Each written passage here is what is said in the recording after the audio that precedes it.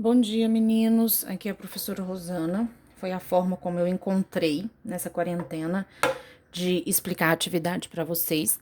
Relevem barulhos como cachorro latindo, caminhão do lixo, vizinho gritando, mãe e João brincando, conversando, gritando na sala, ok?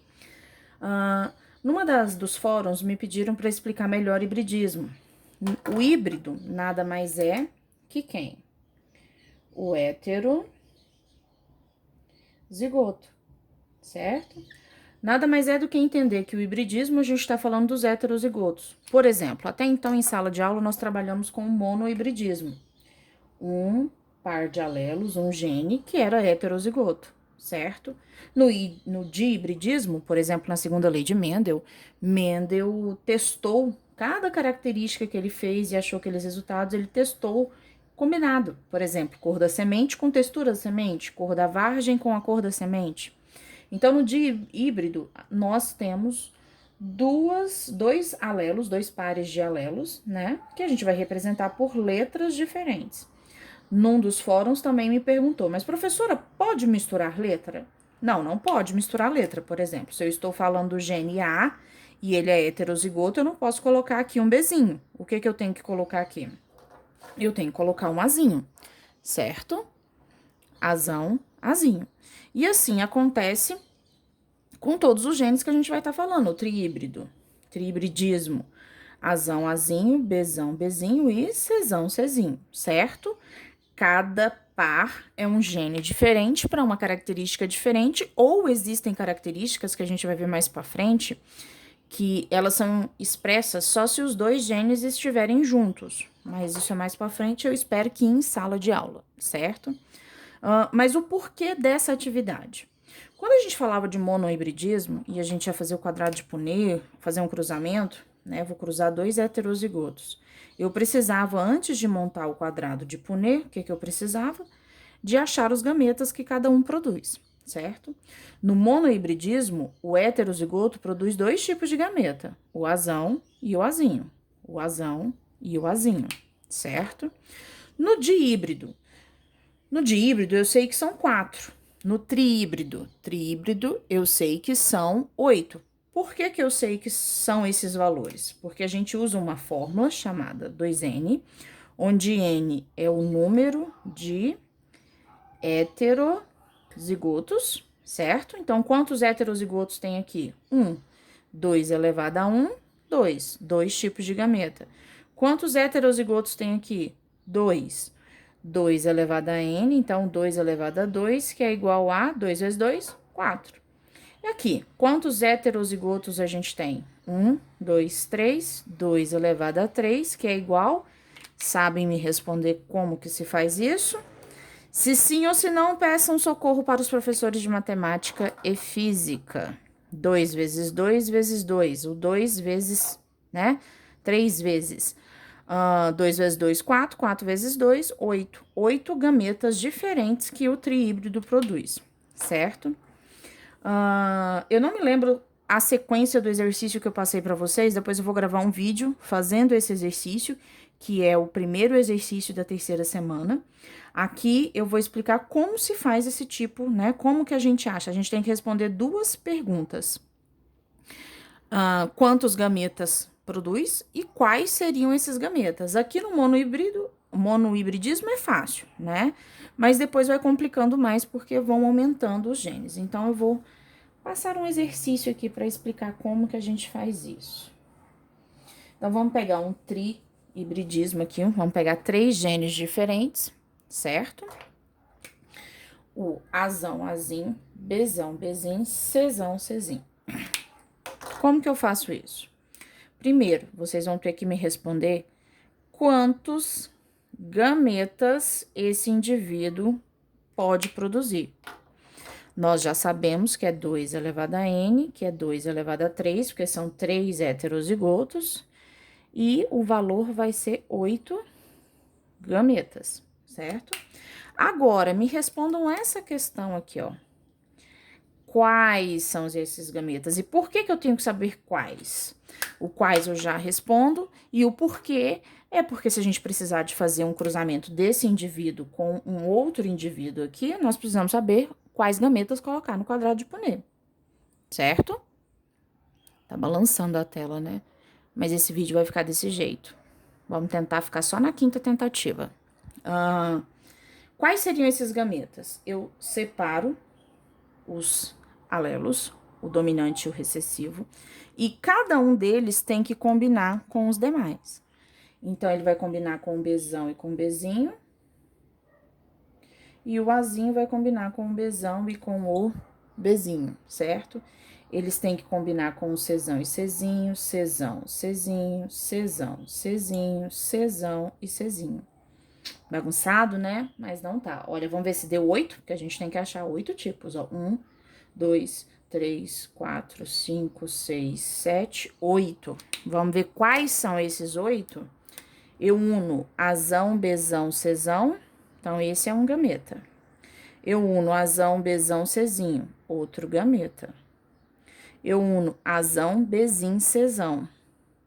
Outro gameta. Azão, Bzim, Czim. Outro gameta. E assim por diante. Certo? Então, eu tenho 1, 2, 3, 4, 5, 6, 7, 8 tipos de gametas diferentes num triíbrido. E como montar, então, já vou aproveitar o gancho e mostrar como que a gente monta um quadrado de Punnett 5 por 5. Para na hora que eu for resolver o exercício, esse exercício 1 da terceira semana, eu não preciso entrar em tantos detalhes. Então, vamos lá. Eu vou fazer um cruzamento hipotético aqui, inventado aqui agora, mas entre heterozigotos, vamos lá? Eu quero cruzar o Azão, Bzão, com outro indivíduo, Azão, Azim, Bzão, Bzim. Que tipos de gametas eles produzem? Primeiro, quantos? 2 elevado a n, que é igual a 2 elevado a 2, que é igual a 4. Eu sei que são 4 gametas diferentes. O quadrado de Punnett vai ser um quadrado 5 por 5. 1, 2, 3, 4, 5. 1, 2, 3, 4, 5. Um quadrado 5 por 5, quando eu estiver falando de dois genes diferentes, certo? Deixa eu achar um pincel mais fino aqui. Que tipo de gameta esse aqui produz? Os dois vão produzir os mesmos tipos, né? O que eu colocar aqui, eu vou colocar aqui. Então, eu vou combinar o Azão com o Bzão, o Azão com o Bzinho, o Azinho com o Bzão. Mas, professora, o recessivo não tem que vir depois? Sim, o recessivo desse gene. Isso aqui é um gene diferente desse, eles não formam um par. Aqui eu tenho todos os meus genes que eu estou analisando na hora do cruzamento, certo? E aqui, professora, por que que ficou o dominante na frente? Não é que esse é dominante, ele é recessivo, mas eles não formam um par porque são letras diferentes. Lembra que aqui a gente só está separando os alelos lá na formação dos gametas. E sobrou esse com esse, Azim, Bzim. Na hora que a gente montar as combinações aqui, aí sim, eu tenho que colocar o dominante com o dominante com recessivo. Como eles são iguais, aqui também vai ter os mesmos alelos da coluna de cá, certo? E aí, como a gente aprendeu lá na primeira lei de Mendel, é só unir os quadrinhos. Esse daqui, então, vai ser Azão, Azão com Bzão, Bzão, certo? Vou até mudar as cores para vocês verem. Esse com esse vai ser Azão, opa! Esse com esse vai ser Azão, Azão, Bzão, Bzinho, certo? Esse com esse, Azão, Azinho, Bzão, Bzão. E esse com esse, Azão, Azim, Bzão, Bzim. E assim os senhores fazem com toda o restante da tabela. Eu vou fazer de uma cor só, com um pincel que tá mais fino, mas o esquema é o mesmo, ó. Esse com esse vai dar Azão, Azão, Bzão, Bzinho. Eu vou montar para ficar um exemplo montado para vocês terem, e o próximo vídeo vai ser sobre a correção da atividade. Aí eu vou deixar bem especificado, bem explicadinho lá no título do vídeo. Vou ter que colocar no YouTube, porque o GR8 não suporta o peso do vídeo, tá? Tô fazendo cursos para aprender a mexer com essa parada toda. Já aprendi a questão da iluminação, então ontem à noite não deu para gravar por causa da eliminação, né? Entenderam, né? A eliminação. Mas vamos lá. Vou deixar montado só para os senhores verem como é que se faz.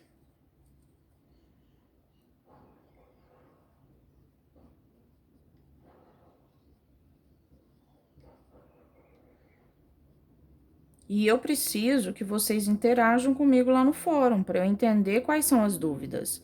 E não precisa ter vergonha, não. A aluna que perguntou sobre mistura de letras, né?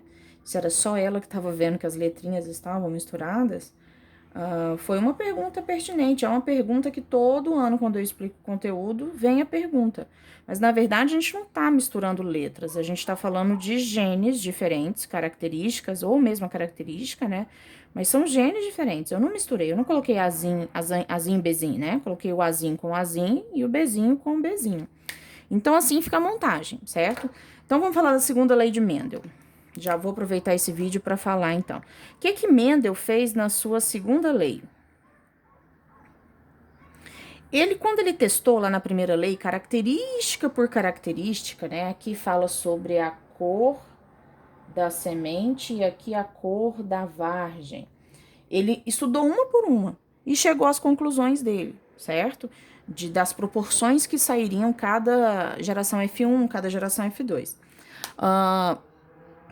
Na segunda lei de Mendel, o que acontece?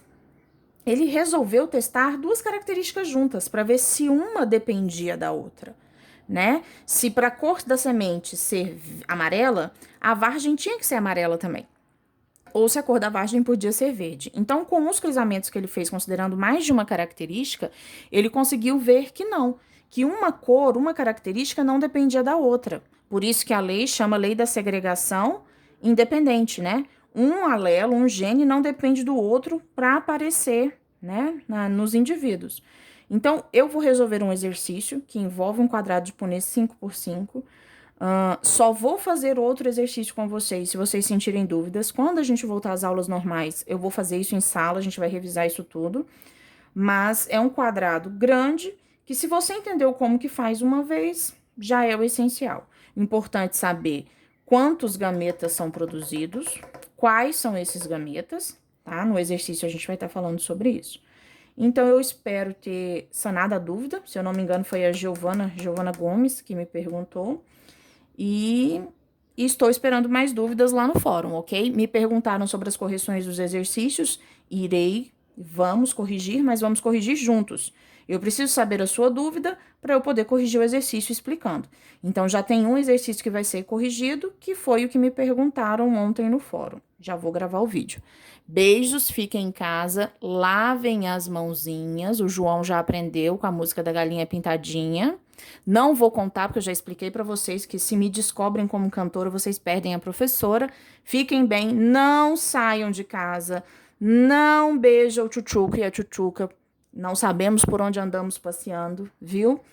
E os outros recados eu dou em sala de aula. Beijos, fiquem com Deus.